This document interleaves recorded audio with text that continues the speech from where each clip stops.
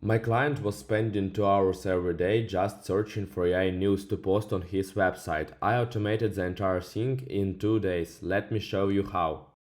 He had dozens of sources, Gmail newsletters, RSS feeds, web search. Every morning and evening he would go through all of them manually, pick 30 relevant stories, format them, and post. That's over 14 hours a week of pure grunt work. Here is the architecture. OpenClaw agent triggers twice a day, goes through Cloudmask API proxy to Cloud code, which then searches through Brave Search, Gmail, and RSS feeds, picks the most relevant stories, generates an HTML file, and uploads it via FTP directly to the site. I'm going to trigger the agent now. Here are the logs of the agent. And in this skill we have date validation for posts. Now the agent is generating an HTML file.